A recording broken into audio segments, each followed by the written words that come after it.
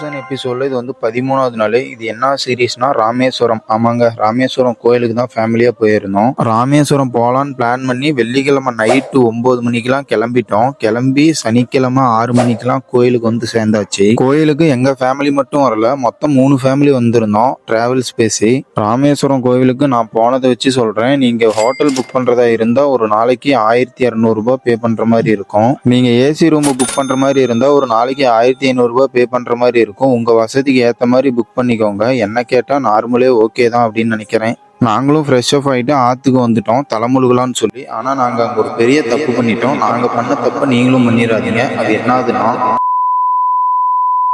தலை முழுகிட்டு வெளியே வந்து பார்த்தா உடம்பெல்லாம் பிச்சிக்கிற மாதிரி இருந்துச்சு. அப்படியே தண்ணி ஊற்றிக்கலான்னு சொல்லி ரூமுக்கு போயிட்டோம். ஃபர்ஸ்ட் டைமுங்கிறதுனால எங்களுக்கு தெரியல, ஆனால் அது அப்படி பண்ணக்கூடாதான். நம்ம கரெக்டாக என்ன பண்ணணும்னா, ஆற்றுல இருந்து வெளியே வந்து ஸ்ட்ரெயிட்டாக கோவிலுக்குள்ளே போயிடணும். அங்கே 22 கிணறுலையும் தீர்த்த தண்ணி ஊற்றுவாங்க. நமக்கு அதுலேயே உடம்பெல்லாம் சரியாகிரும். கோவிலுக்குள்ளே போன உடனே ஒயிட் சொக்கா போட்டுட்டு நிறைய பேர் இருப்பாங்க. அவங்க தான் நமக்கு இந்த 22 கிணத்துல இருந்தும் தீர்த்த தண்ணி தெளிப்பாங்க. ஆனால் அவங்களுக்கு நம்ம அமௌண்ட்டு தனியாக பே பண்ணுற மாதிரி இருக்கும். ஒரு ஆளுக்கு 120 ரூபா. என்ன கேட்டால் நீங்கள் 120 ரூபா கொடுத்து தீர்த்தம் தெளிக்கிறதுக்கு அங்கேயே ஒரு ஆள் எப்போதுமே நின்றுட்டு தான் இருப்பாங்க. அவங்ககிட்டயே தெளிச்சிக்கலாம். அவங்களே சூப்பராக தான் தெளிப்பாங்க. நீங்கள் கடலில் தலை முழுகின உடனே ஸ்ட்ரெயிட்டாக கோவிலுக்குள்ளே வந்துருங்க. கோவிலுக்குள்ளே வந்த உடனே இந்த 22 கிணத்துலையும் தீர்த்த தண்ணி தெளிச்சுக்கோங்க. ஒரு கிணத்தை கூட மிஸ் பண்ணிடாதீங்க. எல்லா கிணத்துலையும் நன்மை இருக்குது. நாங்களும் 22 கிணத்துலையும் தீர்த்த தண்ணி தெளிச்சுட்டு சாமி பார்க்க லைனில் நின்றுட்டோம். ஆனால் எனக்கு தான் கொஞ்சம் மனசு சரியில்லை. ஏன்னா நாங்கள் தான் எதுவுமே கரெக்டாக செய்யலையே. சரி, ஓகே, சாமி பார்த்தா எல்லாம் சரியாயிரும் அப்படின்னு சொல்லி 1 மணி நேரத்துக்கு அப்புறமே சாமி பார்த்தோம். ஏன்னா ஃபுல் கூட்டம். சாமி பார்த்தோன்னே கொஞ்சம் மனசு சரியானுச்சு. ஓகே தான். அப்பா லட்டு வாங்கிட்டு வந்திருந்தாரு, அதையும் சாப்பிட்டு கிளம்பிட்டோம்.